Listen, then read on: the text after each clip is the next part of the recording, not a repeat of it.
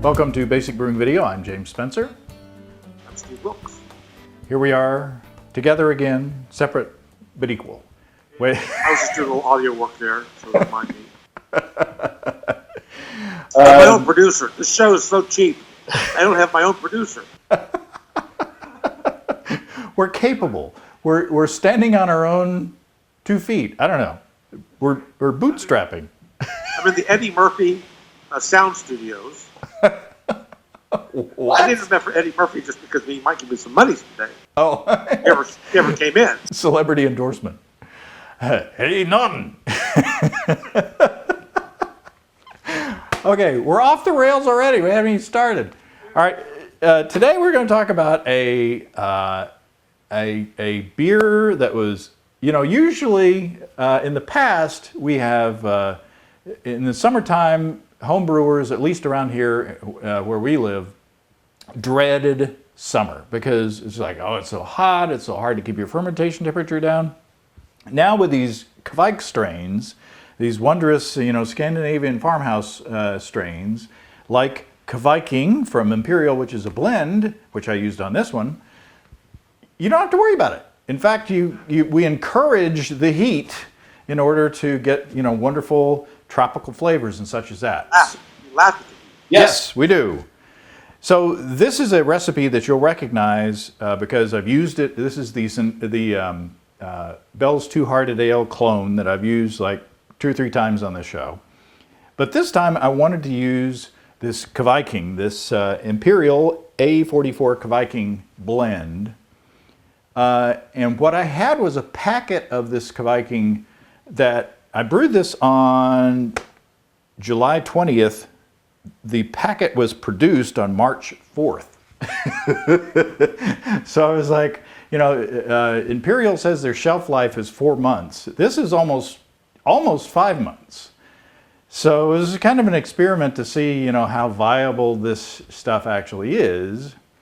So here's how that went. I started out with 8 gallons or 30 liters of water. To that, I added 10 pounds or 4.5 kilograms of American two-row, 3 pounds or 1.4 kilograms of Brews Pale Ale malt, 8 ounces or 227 grams of 40 Lovibond Crystal, and I mashed that at 150 degrees Fahrenheit or 65 C for a little over an hour. I collected my wort, and then I added, at some point I added 4 grams of gypsum in there. And I started the boil. Actually, it's a 60-minute boil. 15 minutes into that, I added 1.5 ounces or 42.5 grams of Centennial at 9.7% alpha acid. So that boiled for the rest of that, the 45 minutes of the rest of that boil. And at 30 minutes, I added another 1.5 ounces or 42.5 grams of the Centennial. Boiled that for 30 minutes. Then I chilled down and I transferred to my fermenter, and I put it, a bucket fermenter, and I put it out on my porch after pitching the Imperial A44 Kveiking. I fermented on my porch at 95 degrees Fahrenheit. 4 hours after pitching, there was solid activity in the airlock. By the time I went to bed that night, that thing was pumping like a steam train. I don't think I've ever seen that. It's like maybe the fastest airlock activity I've ever seen. So on the 3 days, 3 days after I pitched, it was done basically. So I dry hopped with 3 ounces or 85 grams of the Centennial, and I let that sit for 2 days, and then kegged after that. So started off at 1061, finished at 1008. For an ABV of 7%. So this Kveik stuff, in this Kveiking blend, even though it was almost 5 months old, it just woke up and just like got to work right away and just enjoyed the heat and just, destroyed the sugars, and fermented this down. And some people say that these Kveik strains, you get better, more interesting flavors if you underpitch. I'm not sure if that's a thing or not. Maybe that'd be a fun experiment. But what I do know is that the resulting beer is, well, we'll see. We'll see what the resulting beer. What do you think there, Steve? I think it's really good. It does taste tastes a lot like a Bell's. It's a little, it's not quite as viscous as a Bell's. The body is not quite as viscous, I don't think. And other than that, I think it's pretty much. I think your recipe is pretty much dead on. I think that probably the Kveiking does make the difference in terms of the viscousness of the beer. It probably ate some more of the sugars. Well, yeah. Well, I don't know. It finished at 10:08. One difference is that on this recipe that I've done before, I have dry hopped with 5 ounces. This time I only dry hopped with 3 ounces. So I don't know if that makes a big difference. I think it is a little less hoppy than usual. It doesn't quite. I don't know what coat my palate quite as much. It's really good. It's really good. And what I gave you was it was a keg fill from maybe a week or two ago. I don't know. It's been so mine's fresh from the keg. Yours has been in a PET bottle in the refrigerator. Bottle, but you know what? It poured just fine. The head was relatively persistent.